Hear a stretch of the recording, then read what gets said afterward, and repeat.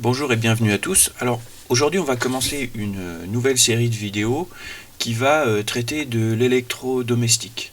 Donc l'électrodomestique c'est un nom un petit peu avancé pour parler d'électroménager. Donc on va avoir plusieurs chapitres dans ce cours sur l'électroménager et l'idée ça va être d'expliquer le fonctionnement des appareils, leur installation, quelles sont les contraintes justement d'installation des différents appareils électroménagers quand on doit faire une installation chez le client. Bon, je le disais, le principe fondamental de fonctionnement, et puis aussi les composants électroniques et électriques qui sont à l'intérieur, comment les tester et éventuellement comment les remplacer. Donc on va voir plusieurs grandes familles d'appareils, et donc dans le chapitre numéro 1, on va voir les appareils de lavage du linge. C'est ce qu'on appelle communément le lave-linge. Donc le principe général du lave-linge, il est le suivant. Si je parle donc en schéma bloc d'entrée et de sortie, l'idée c'est de rentrer dans mon système lave-linge du linge sale et trié, et d'en sortir du linge propre et humide. Par contre, qu'il faudra faire sécher, soit en le pendant, soit en le mettant dans un sèche-linge électrique. Mais par contre, je vais avoir besoin d'autres paramètres qui vont rentrer dans le système. À l'entrée, il faut que j'y ajoute forcément des produits lessiviels, donc c'est de la lessive, des pastilles, enfin un élément chimique qui va permettre d'optimiser le lavage. Il faut également que je rentre dans mon système de l'eau froide sous pression, et c'est important, parce que le lave-linge ne va pas aller aspirer, il n'y a pas de pompe qui va aller chercher de lui-même de l'eau qui serait dans une réserve. Il faut que l'eau du réseau d'admission d'eau soit sous pression, et sous une certaine pression en plus. Il faut également des consignes de lavage, donc là c'est l'utilisateur qui va choisir le programme de lavage qu'il va vouloir enclencher. Et bien sûr, il faut de l'énergie, et c'est de l'énergie qui provient de la prise secteur électrique. En sortie, on va avoir des eaux usées, donc sales, des déchets du linge, donc des fibres de linge qu'on va retrouver dans les différents filtres du lave-linge qu'il va falloir vider, et puis un compte rendu, soit sous forme d'un écran ou de voyant qui indique que le cycle est terminé ou alors qu'il y a eu un problème pendant le cycle. Donc pour résumer, le lave-linge utilise de l'eau, de la lessive et de l'énergie pour produire un linge propre, mais humide, en fonction des consignes de l'utilisateur. Alors, l'installation. Il y a plusieurs étapes lors de l'installation d'un lave-linge neuf. La première étape, c'est l'étape qui s'appelle le débridage du lave-linge. Donc là, je montre les étapes de débridage sur les deux grands types de lave-linge, c'est-à-dire le lave-linge top, celui qu'on va charger par le haut, et le lave-linge hublot, c'est celui qu'on va charger par l'avant. Et sur le lave-linge hublot, on peut même voir le linge en train d'être lavé, en train de tourner, ce qui n'est pas le cas sur le lave-linge top. L'autre avantage du lave-linge top, c'est qu'il prend moins de place, il fait 45 cm de large, contre un lave-linge hublot qui fait 60 cm de large. Mais la quantité de linge qu'on pourra mettre dans un lave-linge top, elle sera plus petite que celle dans un lave-linge hublot. Voilà, ça c'est pour les deux grands types de lave-linge. Maintenant, si je reviens au débridage, déjà, pourquoi les lave-linges sont-ils bridés à la livraison ? En fait, il faut savoir qu'à l'intérieur d'un lave-linge, il y a un tambour qui tourne, dans lequel tourne le linge, et ce tambour est enfermé de manière étanche à l'intérieur d'une cuve en plastique. Et cette cuve en plastique, elle va, lors du lavage, être montée sur un combiné de ressorts et d'amortisseurs, parce que le tambour n'étant pas équilibré, on ne peut pas répartir le linge de manière équitable tout autour du tambour, comme un équilibrage d'une roue quand on change des pneus par exemple, il va y avoir forcément un déséquilibre qui va engendrer des vibrations. Et donc, il faut absolument compenser ces vibrations. Donc, la cuve en plastique, étanche, elle est montée sur ressorts et amortisseurs pour faire en sorte que le lave-linge ne vibre pas trop, notamment lors de l'essorage. Le truc, c'est que quand on veut transporter notre lave-linge dans un véhicule, le véhicule, lui, il va bouger, il va passer sur des ralentisseurs, des bosses, des nids de poules, etc. Et donc, si on laisse la cuve libre à l'intérieur du lave-linge, il se pourrait très bien qu'on ait des chocs qui soient transmis à cette cuve et qui ferait en sorte que la cuve en plastique viendrait taper contre les carters métalliques ou les traverses à l'intérieur du lave-linge. Donc on va la bloquer, la cuve, on va l'éviter, l'empêcher de bouger sur ses amortisseurs pendant le transport.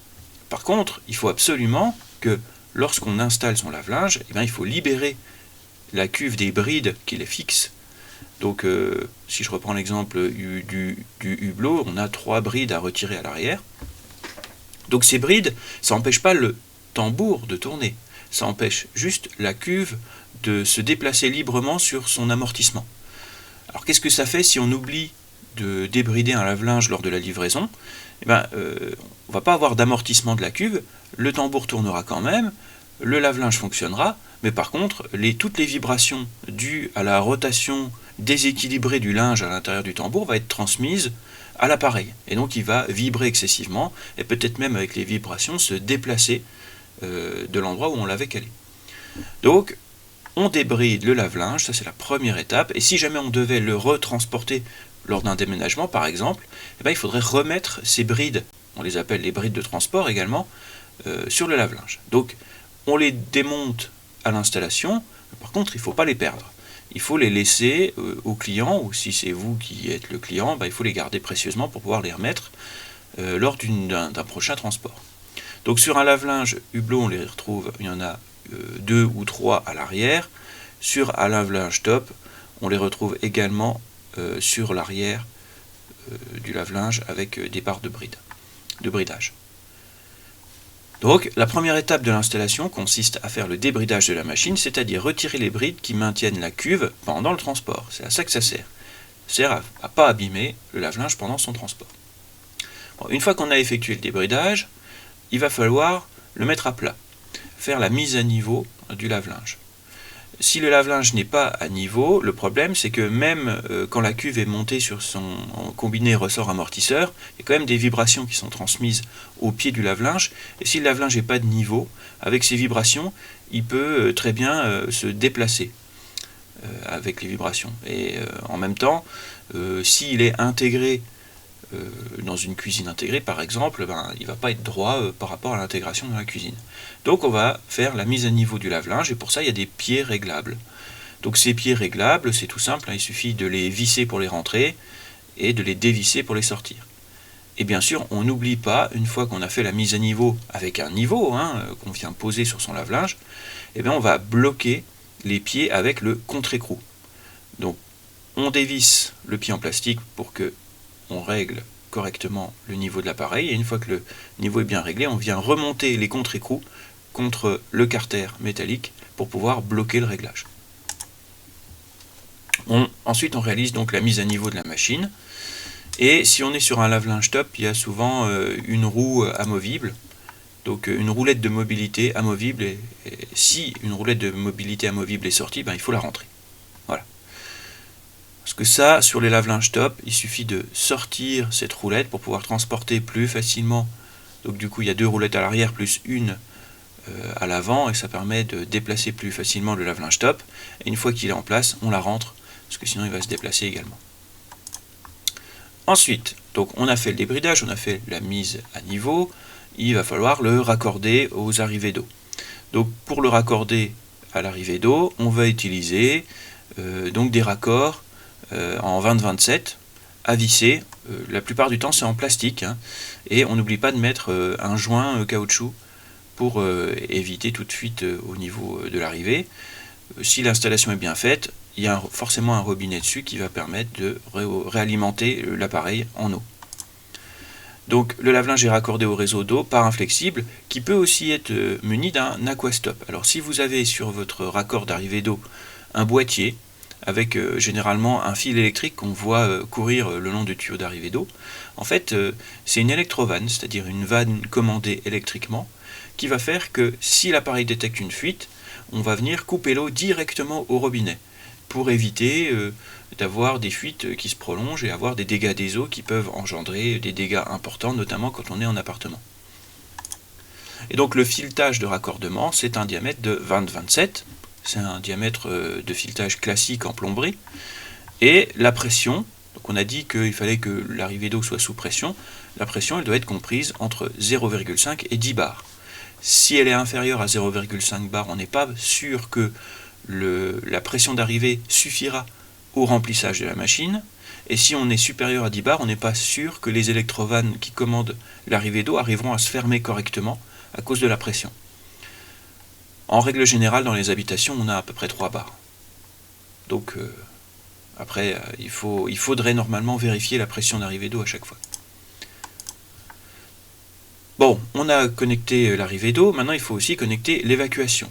Donc l'évacuation de l'eau, elle se fait sur des tubes PVC spécifiques qui doivent normalement être déjà installés à l'endroit où on va venir poser le lave-linge, ou on peut aussi, de manière exceptionnelle, envoyer l'évacuation dans un évier d'une buanderie par exemple, même si cette installation est nettement moins esthétique. Alors on peut peut-être voir sur l'image que je vous montre là qu'on a donc des hauteurs mini et maxi à respecter. La hauteur mini, ça va empêcher l'auto-siphonnage, j'en reparlerai tout à l'heure, et la hauteur maxi, c'est pour être sûr que la pompe de vidange arrivera à faire monter l'eau à cette hauteur-là, pour pouvoir être envoyée dans l'évacuation. Et donc ça peut être surprenant de voir cette petite ficelle avec des nœuds. En fait, parfois la pompe de vidange, elle envoie suffisamment de pression, ça peut faire ressortir le tuyau du tube PVC d'évacuation parce qu'en fait il est simplement posé à l'intérieur, hein, il n'est pas collé. Donc pour s'assurer qu'à la première vidange il ne va pas sortir, si jamais il n'était pas assez enfoncé, on peut sécuriser le montage avec un câble. Donc l'évacuation des eaux de lavage doit se faire dans un tuyau de vidange qui doit résister à des températures qui peuvent atteindre 100 degrés. Donc oui, l'eau de rinçage sur les programmes les plus chauds, on n'est pas loin de 100 degrés, donc c'est pour ça que les tuyaux ils doivent être relativement résistants. Et donc le tuyau de vidange doit avoir une hauteur comprise entre 60 et 90 cm et normalement muni d'un siphon. Alors le rôle du siphon, ça va être d'éviter les remontées de mauvaises odeurs des canalisations, parce que je vais avoir une certaine quantité d'eau qui va stagner à l'intérieur. Pour éviter toute odeur provenant de l'évacuation, il faut installer un siphon. Il y a une autre règle importante, veillez à ce que le tuyau ne baigne pas dans le siphon. Donc le tuyau d'évacuation, on va essayer de faire en sorte de le descendre pas jusqu'en butée en bas, parce que si vous le poussez jusqu'en butée en bas, ça veut dire que le bout du tuyau va tremper dans le siphon. Et donc imaginez que de l'eau là soit poussée par ici, au moment où la pompe de vidange va arrêter d'envoyer de l'eau, j'aurai toujours de l'eau ici qui va réaspirer un petit peu d'eau, ça va redescendre par l'effet de la gravité dans ce tuyau. Et je pourrais très bien aspirer aussi, pendant ce moment de redescente là, de l'eau par gravité, je vais peut-être même aspirer l'eau qui est censée stagner dans le siphon. C'est ce qu'on appelle l'auto-siphonnage. Et ça c'est un problème parce que si j'ai plus d'eau dans le siphon, j'ai toutes les mauvaises odeurs qui peuvent remonter. Parce qu'en fait c'est bien cette stagnation d'eau qui va empêcher l'air vicié des canalisations de sentir mauvais. Donc si après une installation d'un lave-linge ça sent mauvais, c'est que peut-être que vous avez enfoncé trop loin le tuyau d'évacuation et que vous êtes victime de l'auto-siphonnage. Et enfin, le raccordement électrique. Donc le raccordement électrique, l'installateur, d'un point de vue sécurité, il est responsable de la vérification de l'installation électrique sur laquelle on va vouloir poser notre lave-linge. Il va falloir qu'il vérifie certains points notamment. Il va falloir qu'il vérifie que l'installation elle soit équipée d'un différentiel, donc d'un disjoncteur différentiel ou d'un interrupteur différentiel 30 mA, ça veut dire qu'il ne tolérera pas une différence plus grande que 30 mA entre phase et neutre. Donc une fuite de courant dans la carcasse qui serait plus grande que 30 mA doit être détectée immédiatement par le différentiel. Et la norme indique que pour un lave-linge, il faut que ce soit un différentiel de type A, avec une réponse de type A. Qu'il y ait derrière ce différentiel une protection, donc là un fusible ou un disjoncteur. Si c'est un disjoncteur, il doit avoir un calibre de 20 A. Ça veut dire que le courant total qui passe à travers ce disjoncteur ne doit pas pouvoir dépasser 20 A. Je vous rassure, un lave-linge ne dépasse jamais les 20 A en fonctionnement. Ou alors on peut mettre aussi un fusible de 16 A, c'est équivalent. On doit vérifier également que la section des conducteurs qui composent la ligne d'alimentation jusqu'à la prise est bien de 2,5 mm². En règle générale, dans les habitations, on est sur du 2,5 sur les circuits prises et du 1,5 sur les circuits d'éclairage. Pour un lave-linge, qui doit être un circuit spécialisé et avoir son propre disjoncteur, on doit aussi vérifier que ce soit des sections de câbles de 2,5 mm². Il faut ensuite vérifier que la prise de courant, elle soit bien de type 2 pôles plus terre, c'est-à-dire qu'il y a une terre dessus et que cette terre soit câblée. Important, parce que parfois, certains particuliers qui touchent eux-mêmes à leur installation électrique, ils ont une prise sans terre et ils vont rajouter un boîtier de prise avec terre, donc on a l'impression qu'il y a une terre mais elle n'est pas câblée derrière. Donc il va falloir vérifier que cette terre soit câblée, éventuellement avec un appareil de mesure. Donc la liaison à la terre est obligatoire, notamment justement parce que c'est un appareil où il y a de l'eau et que on peut se trouver facilement avec l'utilisateur qui a les pieds sur un sol humide, dans une buanderie ou dans une cuisine ou une salle de bain. Et donc on n'a pas le droit de mettre normalement de programmateur dessus, ni de rallonge. Deuxième étape, on va étudier un petit peu comment fonctionne le lavage du linge. Et donc pour étudier ça, on va déjà parler de ce qu'est la lessive.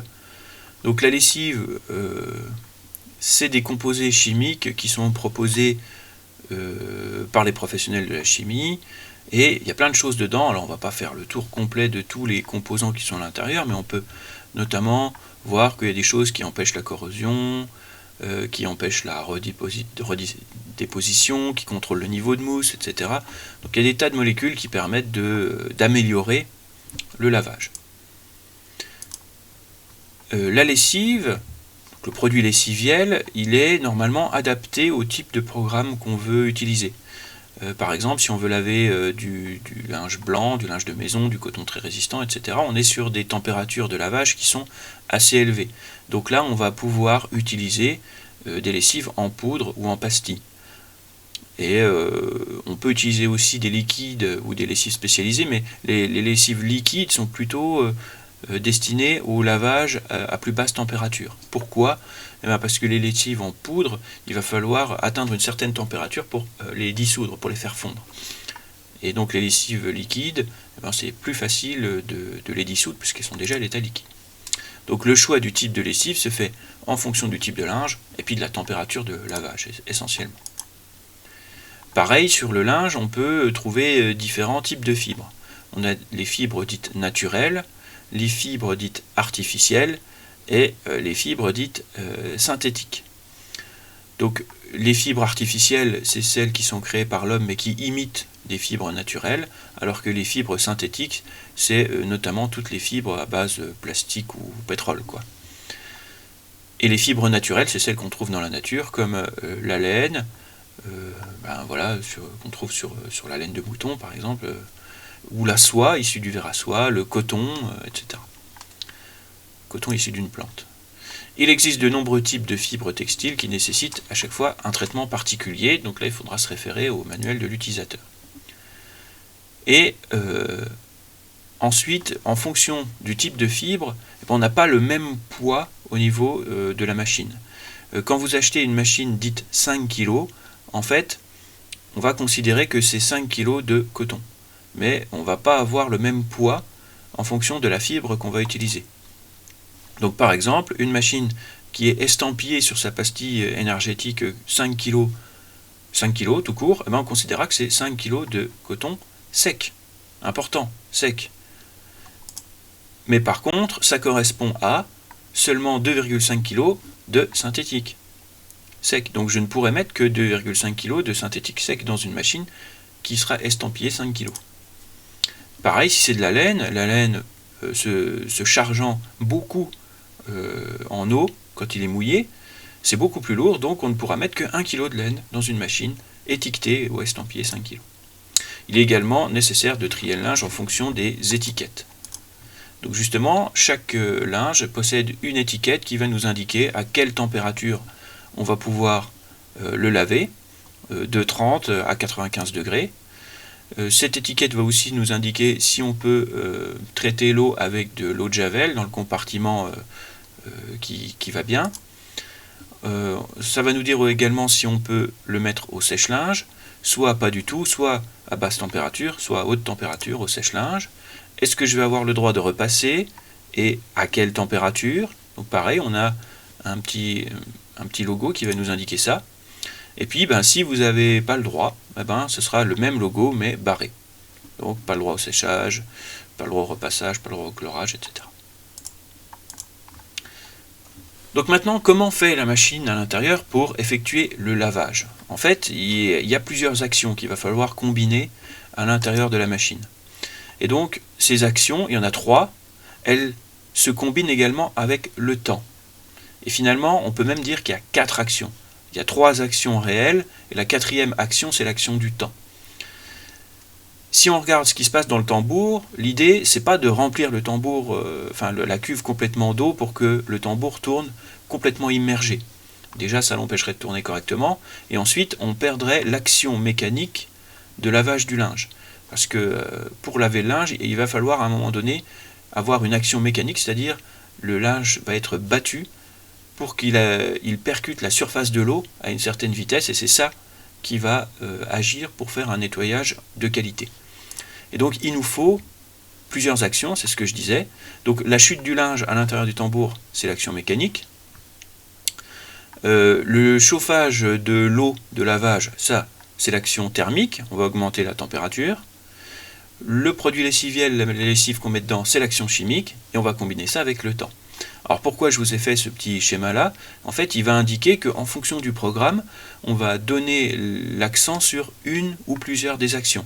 C'est-à-dire que si vous devez, parce que c'est des fibres particulières, laver à une température plus basse, il va falloir compenser en augmentant soit l'action mécanique, soit l'action du temps, soit l'action chimique. Et peut-être même les 3. Et souvent, on vient compenser la température avec le temps. C'est-à-dire qu'un programme basse température va durer plus longtemps qu'un programme à haute température. Donc les 3 actions qu'on vient rajouter en plus du temps, c'est l'action mécanique, du tambour qui tourne, l'action chimique du produit lessiviel, donc de la lessive, et l'action thermique de chauffage du bain. Et donc si on diminue une action, il faudra compenser avec les autres. Ensuite, l'étiquette énergétique. Chaque appareil électronique moderne a une étiquette énergétique qui vient nous dire si l'efficacité de l'appareil est notamment au regard de sa consommation d'énergie. Donc l'efficacité énergétique du lave-linge, elle est mesurée en kilowattheure. Donc ça, c'est une unité qui permet de compter l'énergie. C'est la même unité que compte le compteur pour vous facturer votre consommation d'énergie. Kilowattheure par kilogramme de linge lavé. Et donc, on a... Alors, à l'époque où j'ai fait ce PowerPoint, on allait de A à G, puis maintenant on a des A+, A++, A++. Donc ça veut dire qu'ils sont encore plus économes que dans le tableau que je vous montre ici. Et donc, si on se contente juste de l'échelle A à G, on voit qu'on part de 0,19 kWh, c'est-à-dire 190 Wh par kilo de linge, jusqu'à 390 Wh par kilo de linge. On retrouve aussi d'autres informations sur l'étiquette. La consommation d'énergie en kilowattheure, cette fois pas par kilo de linge, mais par cycle. Donc ça va dépendre de la capacité du lave-linge. Si c'est un 5 kg, un 6, un 10 kg, je vais avoir la consommation, cette fois, pour la quantité nominale de linge qu'il peut laver. Je vais avoir également son efficacité de lavage, classée de A à G, du mieux au plus faible. Son efficacité d'essorage, donc l'essorage, c'est sa capacité à enlever l'eau qu'on a mis dans le linge lors du lavage, entre A et G. Sa vitesse d'essorage en tours par minute, donc là l'exemple c'est un 1400 tours par minute. Normalement, plus la vitesse d'essorage est rapide et plus l'efficacité d'essorage est bonne, parce qu'en fait c'est la rotation du tambour très rapide qui par effet de force centrifuge va venir faire évacuer l'eau qui est à l'intérieur du linge par les petits trous du tambour. Et puis on a la capacité du tambour en kilos, donc là en l'occurrence l'étiquette que je vous montre c'est un 7 kg de coton sec qui va consommer 50 litres d'eau par cycle. Et puis on peut rajouter des bruits lors du lavage et de l'essorage, en dB, acoustique. Alors la vidéo fait déjà 24 minutes, donc je vais m'arrêter là pour l'instant, on va la couper en deux comme beaucoup, et puis on attaquera le fonctionnement du lave-linge lors de la deuxième partie de ce chapitre 1.